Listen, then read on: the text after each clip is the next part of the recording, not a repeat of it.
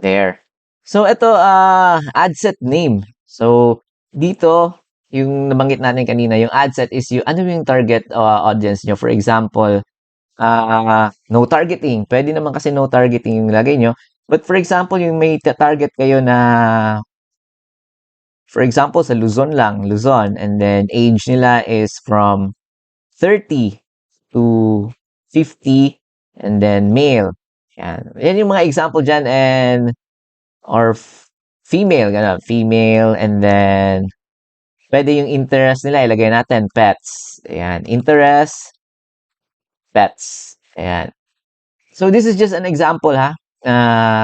You can set kasi madaming target audience nyo. Ano yung mga behavior nila or characteristics you can actually set here. Ano yung mga interest nila. So that's what we will do here in the ad set. So ito conversion website kasi to. So if wala kayong website, you can actually choose itong yan, messaging app natin. So dadalhin natin sila sa ating messenger. Ayan. Tapos optional lang yung pixel. Actually this would work dun sa mga conversion. Ayan. So Facebook page, for example, itong budget pet shop yung gagamitin natin na page.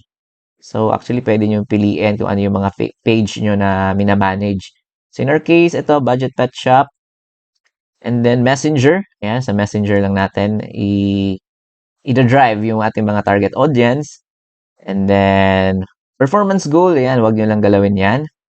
So dito na tayo sa budget. So actually you can set yung kung daily budget nyo, ayan, 800. Yung budget lang natin kanina is 500 lang yun, di ba? So maliit lang yung budget natin. But you can actually set ito. For example, kahit 200 per day, ayos na yan. Tapos, ito, start date. Ayan, kung kailan nyo gusto i-set yung ad nyo. For example, today, pwede nyo i-start agad. And pwede din kayo mag-set ng end date. So, in our case, hindi na tayo magsaset ng end date. So, manual na lang natin i-off yung ads natin pag hindi siya working, kumbaga. So, ito, 200 daily budget. So, next na tayo is, ito yung pinaka-important na is yung pag-set natin ng audience. Ayan, create new audience tayo. So, dito na yung Philippines. So, dito nyo, for example, yung Luzon lang. For example, Metro Manila. And actually, you can select dito. Pwede kayo magpili. Include, for example, yung Metro Manila lang. Sa Luzon area lang kasi yung gusto natin. Ayan, specifically, for example, sa Metro Manila lang yung target ninyo. Pwede yan. Or Central Luzon. Ayan. So, for example, yan lang yung target ninyo. Metro Manila, Central Luzon, or Visayas, or Mindanao, depende sa target nyo. And then, yung age, ito yung, who are those sa tingin nyo? Sino ba yung mga pet shampoo kasi yung product natin? Pwede, mga 30 years old until 50. So, usually, ito yung may mga pets. And pwedeng all gender. So, pwede din female or male, depende sa product ninyo.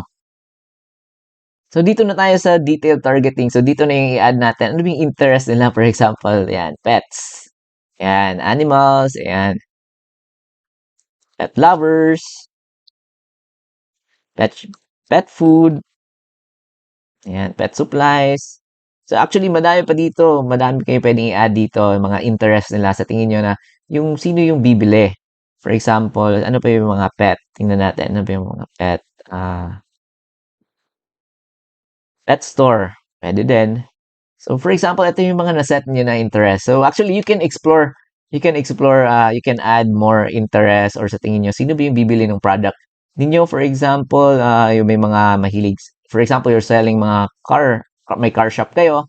So, pwede nyo i-set dito, for example, sino yung mga fans ng Mitsubishi, gano'n. Ayan. Yung mga interest nila, pwedeng Toyota.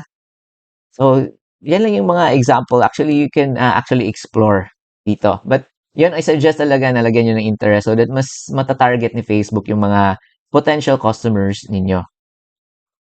So, next is the placement.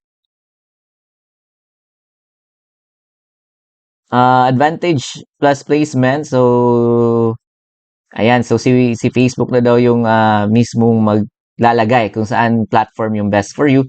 But you can actually do it manually. Manual placement nyo. For example, gusto nyo lang sa Facebook ilagay, tsaka sa Messenger. So, pwede nyo i-uncheck to. Instagram, i-uncheck nyo yung audience network. So, pwedeng sa Messenger lang kayo or sa Facebook. Ayan. Ayan. So, next na tayo. Placement. Ayan. Facebook Marketplace. Messenger Inbox. So, dito nyo daw ilalagay yan. In-stream ads. Ayan. So, yun lang yung mga napili natin actually. And then, I think we're good na sa ad set natin. Na-set naman natin yung interest.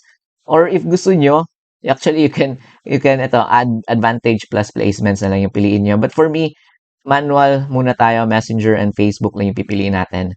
And then, I think we're good to go. So, next is isa-set na natin yung ad creative natin mismo. So, i-click nyo lang yung next.